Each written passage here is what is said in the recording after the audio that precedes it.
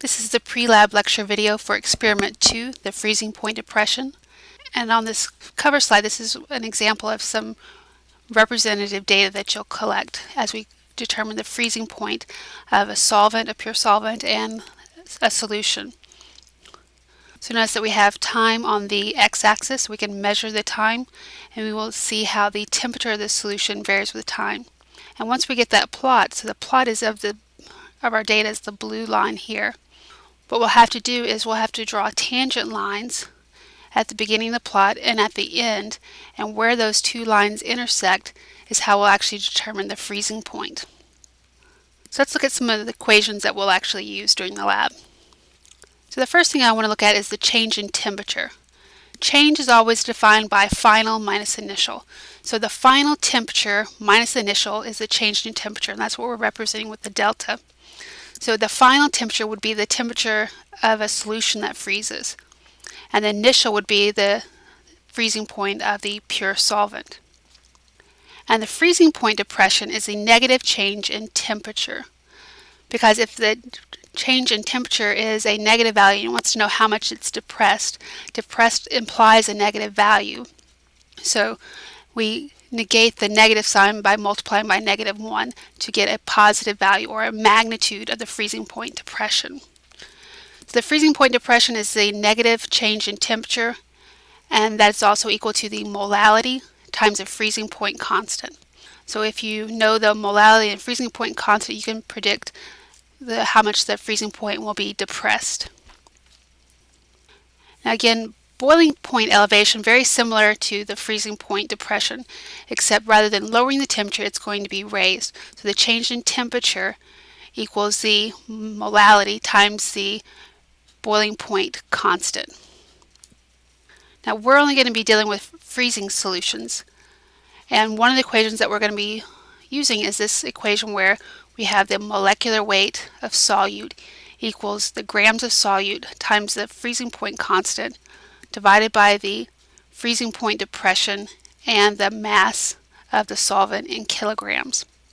So we're going to be using this equation to determine the molecular weight of our unknown solute for one of our samples. So we'll be able to measure the mass of the solute, and we'll be able to look up the Kf value for the solvent that we're using, because remember, always choose the constant associated with the solvent and never the solute. And then we'll know how much solvent that we've added, and that mass has to be in kilograms. And we'll measure the change in the freezing point. So once we know the change in the freezing point, we can determine the molecular weight of our solute. Let's see how we derive this equation. So I'm going to first start off with negative delta T, our freezing point. The freezing point depression equals the molality times the freezing point constant. Then I'm going to take that same equation, delta T F, and rather than M for the molality, I'm going to substitute in the definition for molality. So that's moles of solute over kilograms of solvent, and again times the Kf. Now I'm just going to solve for the moles of solute. So moles of solute is going to be equal to the negative delta Tf divided by the Kf multiplied by the kilogram of solvent. So I move the Kf to the other side, I divide it through, and I multiply by the kilogram of solvent to find the moles of my solute. Well, my whole intention is to find the molecular weight. And molecular weight, I'm just going to abbreviate that MW, is grams per mole. Well, here I just found an equation for my moles of solute. So I can plug that into my equation here, and the mass of my solute I can measure out. So this is where I get the grams of solute divided by the negative TF, so that's where this comes from. And that Kf, since it's in the denominator, and when we divide it by this, this goes up to the numerator, and we're dividing by the kilograms of solvent. So grams divided by negative delta Tf divided by the Kf times the kilograms of solvent. So I can clean that up by moving this up into the numerator so that I get the equation in this form. So you should have heard in lecture by now how adding a solute to a pure solvent raises the boiling point and lowers the freezing point. So notice in this line here, so there's my curve for my solvent, and when I add my solute to it to make the solution, so the difference between here and here is the change in the freezing point, so the freezing point is lowered. And then up here, where we have at 1 atmosphere, because when the vapor pressure equals the atmospheric pressure, that's when you have boiling. So this is the boiling point of the solvent, and this is the boiling point of the solution. So that change in temperature there is a boiling point elevation. We're going to be focusing on the freezing points of solutions. And these are the types of curves that we'll be getting. I'm going to focus on the pure substance first. So as we start cooling our sample, there should be a nice linear relationship. But once you get to the freezing point, you should see a change in the slope of your line, and it should make a nice flat line with a slope of 0. And the line will continue to be flat until all of the liquid has solidified. And if the atmospheric temperature is colder than your sample, once it all solidifies, the temperature can still then decrease. But we're not going to measure the temperature out this far. We're just going to be looking at the decreasing of the temperature of the solvent until it reaches its freezing point. It starts to freezing, so it changes phases. So the temperature shouldn't change. It should stay the same. And all the energy that's lost, even though we think about it losing energy as we go down, that energy is being conserved in the form when it makes all those molecular interactions, when it organizes the solid in a more orderly fashion compared to the liquid. And so that's why this should be a nice flat line with a slope of 0. Now you may remember looking at curves like this from Chem 1A when we're looking at some of the thermodynamics related to this, where this part of the curve where we're looking at the change in temperature, we use the Q equals mc delta T, where we had the mass and the heat capacity and the change in temperature to find the change in heat. But remember, when we went to a phase change, the temperature did not change, even though we were still losing energy. Now experimentally, what you may see this little dotted line here? Your temperature may dip below what is supposed to be the freezing point and then start rising back up and then eventually leveling off. This dip is due to what we call supercooling. Supercooling. And it's kind of like our supersaturated solutions or some of the other super conditions that we talked about in our other lecture slides. What happens is that the temperature actually gets lower than what it should before things start freezing. And the molecules are like, oh my gosh, nobody gave me the message. I wasn't supposed to get colder. I was actually supposed to solidify. And so it will then start to solidify, and that will actually cause the temperature to increase back up a little bit. So this dip right here is due to supercooling, and it should correct itself, and then this temperature should level out. Now data-wise, when we're trying to determine the freezing point, we're going to be drawing the tangent line next to our data, and where these two lines intersect, that's the freezing point. Now it's not when we first see the first crystal being formed, it's where those lines intersect. So to get the freezing point, you have to actually graph the data. Once you do your cooling curve for your pure substance, then you're going to do the cooling curve of your solution. You'll have one known solution and then you'll also have an unknown solution. So in your solution, you should still see a decrease in the temperature over time. And you may see a little bit of a supercooling effect there as well. But in general, as it's freezing, the temperature will decrease as it's freezing. So notice that for the pure substance, the temperature really should stay constant. But for the mixture, it'll actually still decrease as it's freezing. So to get the freezing point, a common mistake people make, they'll say that, oh, I found my freezing point. I saw that ice began to form at this temperature. You know, when they measure the temperature. But you can't determine the freezing point of a mixture just by looking at when you see ice crystals forming. You actually have to graph the data. And what you do is you graph the tangent line for the beginning of the curve with the final part of the curve. And where those two lines intersect, that's the freezing point of your solution.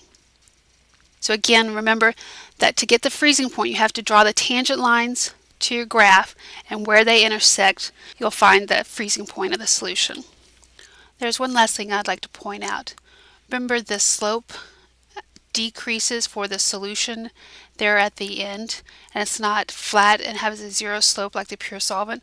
The reason why the solution curve has that second sloping line is because that as the solution is freezing, the concentration is constantly changing. So if the concentration is changing, that molality is changing, the freezing point is also constantly changing. If you'd like to see a cool example of this, go buy a Gatorade bottle and stick it in the freezer and let it freeze completely. Then set it on the cabinet and let part of it thaw, enough that you can take a couple of mouthfuls and see what it tastes like. Then let it set aside for another bit of time and let it start to melt again. And then drink that off where there's still just ice left in it, the frozen Gatorade in it. And then keep doing that until the Gatorade's completely gone, and compare the flavor of the Gatorade at the beginning versus at the very end. You should notice that when you first take the first sips of what's melted first, it should be very sweet and very flavorful, whereas the last sip should be kind of watered down. And the reason why is because as the Gatorade froze, it tried to exclude the solute particles in the solvent when it tried to freeze. But eventually it has to completely freeze, so the solute particles are going to get trapped in there. And that's why when it thaws, it goes in the reverse direction. So what was frozen last becomes thawed first, and so you get the really concentrated stuff in the first sips, and it tastes really dilute at the end. So it's a really cool experiment to try on your own. You're going to be working in pairs, and you'll produce at least 6 graphs. You'll have 3 different sample types, and you'll do 2 trials of each. Now I know the book says do 3 trials for each sample. This takes too much time, and you can't find out if your data is good without plotting it, and so that's by going into the computer lab and plotting it, you're going to lose the time that you would have needed to do the 3rd data set. So we're just going to stick with 2 data sets for each sample. So doing 3 trials for each sample takes too much time. Now also too, when you make your graphs, do not overlay any of your graphs. It just makes it too complicated and there's too many things going on. So you're going to be turning in 6 graphs. You're going to be turning in 2 cooling curves for the pure cyclohexane. So 2 for the pure cyclohexane, 2 for the naphthalene and cyclohexane mixture. So this is your known solution. And then you're going to do 2 cooling curves for your unknown and cyclohexane mixture. And when you determine the freezing point of that unknown solution and you know the mass of the solute you put in there, you can determine the molecular weight of that unknown. So some information about your graphing in Excel. There's actually a video link on Blackboard that walks you exactly how to do these calculations in Excel. Now on your Excel sheet you should show the time and the temperature columns, show the slopes for both tangent lines, and make sure when you're doing the slopes you're using the slope function in Excel. So that means you have to type in the equal sign, slope, open up your parentheses, highlight your known y's, comma, and your known x value. So you're using that slope function in Excel to calculate the slope. You also want to show the y-intercept for both tangent lines. So you're using the intercept function in Excel. Here below is the information that you should include on your graph. You need to title the graph so that it's clear which sample and which one it is.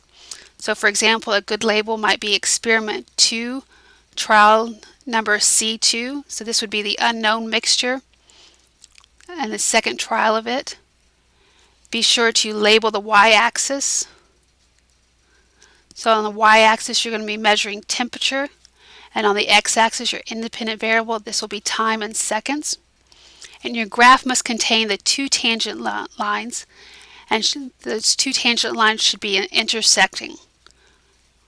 When you choose your graph, make sure you choose the XY scatter plots with smooth lines connecting data points, not the ones showing the large data points for each data point. The reason why we don't want to have the individual data points shown on there is because you're going to be collecting too many data points and it's going to make the line look a little bit messy. So we're going to use the smooth line to connect the data points. Here I'd like to just show you how to solve for the freezing points from the intersection of the two tangent lines. So in Excel you're going to build the tangent lines and you're going to get an equation for the first tangent line. So we're going to say that y equals mx plus b, and so the slope of line 1 and the intercept of line 1. And then the slope for the other tangent line is going to be m2 and the intercept for the other line is b2. Now remember, we want to find the temperature at which it freezes. So if we're looking at the xy coordinates, we want to know the temperature at which those lines intersect. And so where those lines intersect, the x and y values are the same. So if we solve both of these equations for x, both of those are solved for x and they're set equal to each other. So we're going to set this relationship between the two.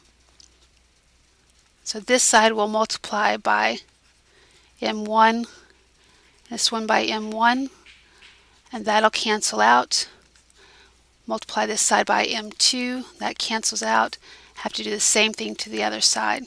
So this is where I get this equation here. Now I'm going to move the y to this side, so I'm going to subtract y m sub 1 from this side, subtract y m sub 1 on this side. I'm going to add the b1 m2 to this side, so that cancels out, and plus b m2 to this side. So just a little bit of rearranging. So the m2y minus the ym1 equals the bm2 minus the minus the b2m1. These will cancel out. After this I can factor out my y. So pull the y out in front. And then I can divide both sides by the m2 minus m sub 1. So this is how I can find my freezing point, where b1 is the y-intercept for the first tangent line and m2 is the slope for the second line. b2 is the intercept for the second tangent line and m1 is the slope for the first line. And the same goes for here. So m2 is the slope for the second line minus the slope of the first line. Okay, a couple of things about your experimental setup. Each run will take about 5 minutes or 300 seconds. A common problem is that students quit taking data too early and they don't get the flat part of the graph that they need to draw the tangent line. So 300 seconds is a minimum amount of time to collect the data. When you do the separate trials, you need to warm the solution back up so that you can refreeze it. Warm the solution up either with your hands or warm water from the sink. Usually the hot water is turned off in the fall or the summer when this lab is done. So you may have to rely on the warmth of your hands. We will be using digital thermometers to record the temperatures. You should have instructions posted up on Blackboard, and there should also be copies in the lab. Now, one of the things that you also have to be careful, you need to make sure that you're constantly mixing your solution with a copper wire while collecting the data so that there's an even distribution of the heat. If you do not lift the loop high enough, a solid layer of ice will form at the top. So what you're going to be doing is you're going to have your large test tube. You're going to have your cork here with the hole drilled through it. You're going to put your thermometer in one of the holes. And you're also going to have this piece of wire that goes in through the stopper and down into your test tube. And it's got a ring around it. So that thermometer probe should go through the middle of this ring. And this ring, you pull it up and down and kind of move it around as much as possible to agitate the solution so that you can help disperse the thermal energy within the solution evenly. Because if you get hot and cold spots, you're going to get weird spikes in your data. So a common thing to happen is a student gets data and then it starts to level off, and then they forget to stir, and then all of a sudden they start stirring again. They get weird jumps. Stir as you go along and try to get it up high enough and keep everything mixed as much as possible. You're going to get better looking data. Just be careful not to break or bend the thermometer probe. Okay, again, this is just some example data. When you've got temperature on the y-axis, time on the x-axis, and notice here you don't have that smooth part of the curve. It actually kind of bumps up, so this is probably where somebody wasn't stirring properly or consistently. And notice too that this slope isn't zero, it's actually kind of got a negative part to it, so this is indicating to us that this is definitely a mixture. And so to get the freezing point, we have to extrapolate the lines from this green line here. This is one of the tangent lines, and the red line here is the other tangent line, and where these two intersect, that's the freezing point. And so determining where that freezing point is can be a little bit difficult. That's why we have the equation set up where we solve mathematically the two equations for the tangent line to find where those lines intersect. So again, there's a video that walks you through how to do these calculations in Excel. You'll start with listing your times, and this is an abbreviated data, so there's lots of other data points that were collected. I'm just showing you part of the data. And here the readings were taken every half second for 300 seconds. This is when we had a different piece of instrument that would measure that data for us, and it would do it at smaller intervals. You're going to have to be measuring this manually. So you'll have to look at the time every 15 seconds and record the temperature. Now, if you were asked how to determine the freezing point on a quiz, obviously you wouldn't have time to do all these calculations in Excel. What we do is we'd have you approximate it, so maybe we'd give you a graph of a curve, and you would have to draw the tangent lines in and estimate where those intersect to find the freezing point. So a quick thing about the digital thermometer. On the front of the meter, you will find the buttons that will allow you to turn on the meter and switch modes for reading data and calibration. At the top of the meter, you will find the inputs for the temperature probe and the electrode. So notice here at the top, this is where the temperature probe gets plugged in.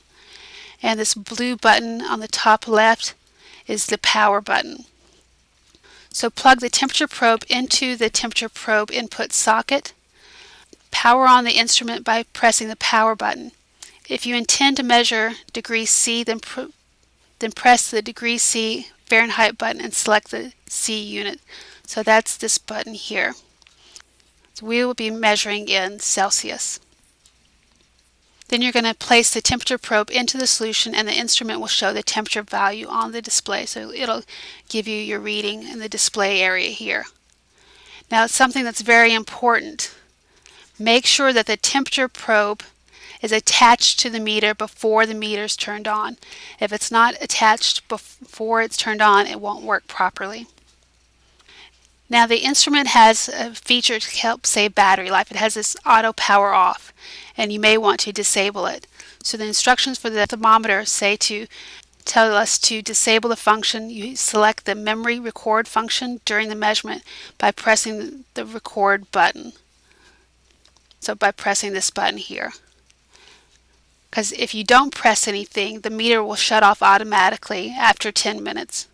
If you don't want to do the auto disable portion, what you can do is just turn your meter on and off in between each of your trials. Now remember, your instructor may give you additional instructions when you get to class, or it may give you other information related to safety. And if you have any questions, be sure to ask. Happy collecting data.